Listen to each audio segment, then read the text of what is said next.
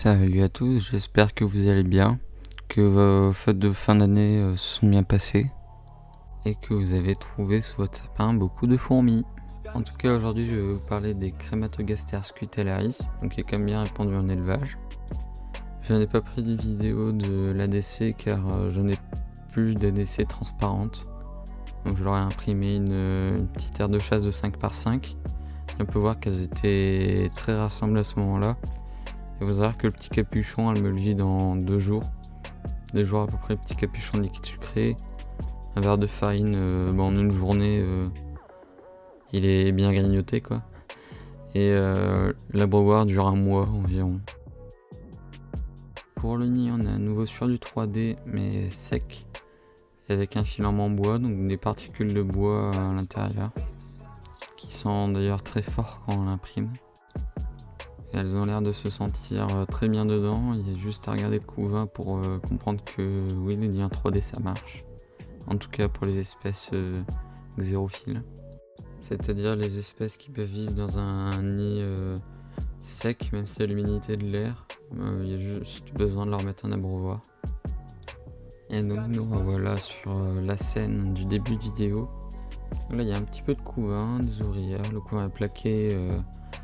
En fait elles sont au-dessus de là où il y a le chauffage, car moi dans la chambre sinon il fait 15 degrés. Du coup je les mets sur des étagères au-dessus de là où il y a le chauffage. Et du coup elles se collent à l'endroit où le chauffage est le plus près en fait. Donc il doit faire 17-18 degrés. Pourtant j'ai toujours de la ponte à ces petits coins bouffe, où elles stockent les déchets de verre de farine et de blattes que je leur donne. Et là c'est l'autre bout du nid. L'autre bout, l'autre côté. Donc il y a un petit peu de bouffe, du coup ça va se résumer à ça. Des réserves de nourriture et du coup on voit quelques nymphes qui sont bien colorées d'ailleurs.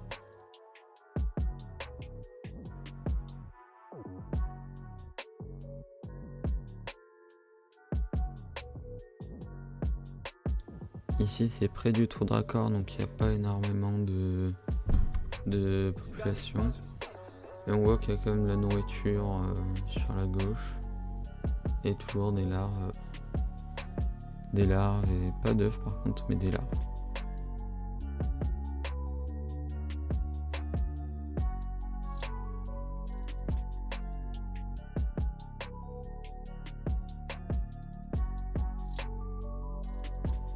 Et ici c'est la chambre royale, là on retrouve bien évidemment la reine et la grosse partie du couvain. Avec tous les œufs. Et je peux vous dire qu'elle n'arrête pas de pondre. Là les images ont été tournées il y a 2 semaines, peut-être 3 semaines.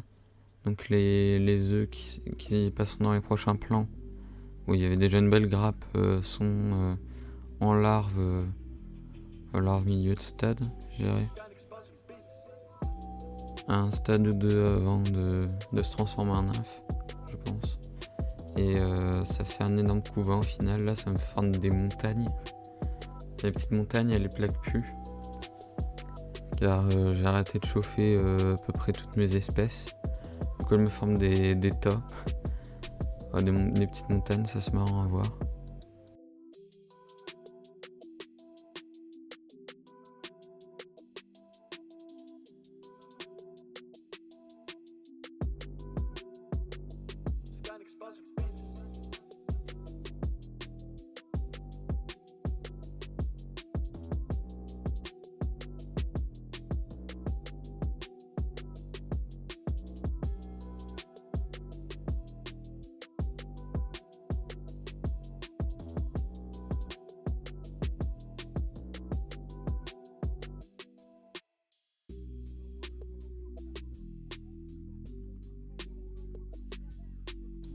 Et voici quelques plans en macro, donc ce n'est pas parfait, j'essaierai de m'améliorer.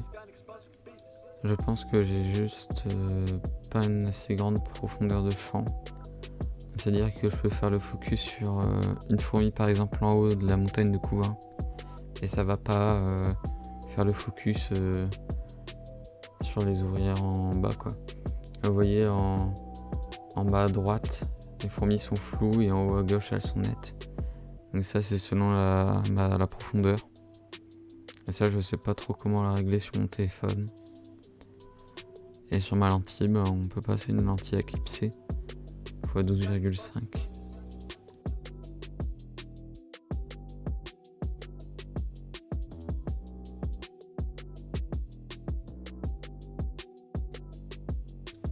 Ici j'ai tenté de faire un petit zoom.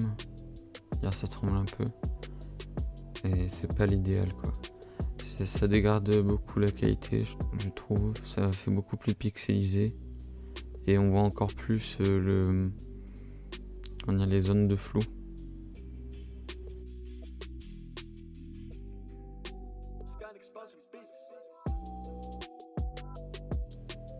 Donc j'en ai profité pour filmer un peu les œufs, on va pas tout voir. Et il y en a pas mal. On comprend pourquoi elle est nuisible dans le sud de la France. Parce que ça se reproduit à une vitesse dingue. Et que ça fait d'énormes colonies. En tout cas pour des naines invasives.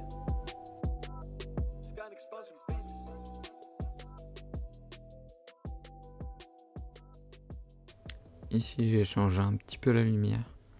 Donc pour la lumière j'ai 2 gros spots à fixer sur des pieds qu'un ami de mon père m'a gentiment donné. Je le remercie, bon je pense pas qu'il y aurait les vidéos mais voilà, c'est 2 gros spots LED à batterie qu'on peut fixer sur secteur. C'est pas l'idéal pour faire des plans rapprochés comme ça, mais pour des plans d'ensemble ça éclaire super bien. Et j'utilise de toute façon en complément. Et j'ai aussi un tout petit panneau LED de 5 sur 10 à peu près qui permet de le placer près du nid, près de la lentille, qui éclaire beaucoup mieux de près que les gros spots.